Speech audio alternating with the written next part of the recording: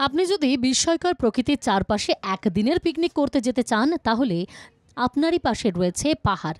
সেখানে সেঞ্চাল হ্রদ এবং অভয়ারণ্যকে জায়গা হিসেবে বেছে নিতে পারেন। দার্জিলিং শহর থেকে প্রায় ১১ কিলোমিটার দূরে সেঞ্চাল প্রায় ৮,১৬০ ফুট উচ্চতায় অবস্থিত। অভয়ারণ্যটি ১,৫০০ থেকে ২৬০০ মিটার উচ্চতায় বিস্তৃত। সেঞ্চাল লেক সেঞ্চাল অভয়ারণ্যের অংশ, যা দার্জিলিং পাহাড়ের প্রাচীনতম বন্যপ্রাণী অভয়ারণ্যগুলির মধ্যে একটি। হ্রদটি একটি পাহাড়ি ঝর্ণা দ্বারা পরিবেষ্টিত এবং এটি শহরের জল সরবরাহের প্রধান জলাধার।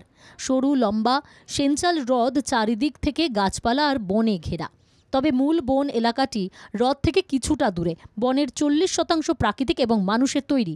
সমগ্র সেঞ্চাল অভয়ারণ্যটি লেক সহ প্রায় ৩৯ বর্গ কিলোমিটার এলাকা জুড়ে রয়েছে। এটি আসলে সিঙ্গলীলা জাতীয় উদ্যানের দক্ষিণ পূর্ব সম্প্রসারণ। এই অভয়ারণ্যটি ভারতের প্রাচীনতম একটি হিসেবে বিবেচিত হয়। এটি ১৯১৫ সালে খোলা হয়েছিল।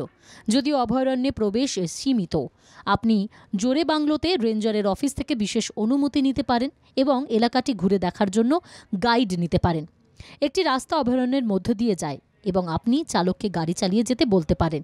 এখানকার ঘন জঙ্গলে বিভিন্ন ধরনের বন্য প্রাণীও দেখা যায়। প্রাণীদের মধ্যে রয়েছে হিমালয় কালো ভাল্লুক, বার্কিং ডিয়ার, চিতাবাঘ, হিমালয়ান শেয়াল, ইন্ডিয়ান সিভেটস, গরল বানর, হিমালয় উড়ন্ত কাঠবিড়ালি, বন্য কুকুর, আঁশযুক্ত পিঁপড়ে এবং আরও অনেক কিছু। অভয়ারণ্যটি পাখি দেখার জন্য দারুণ।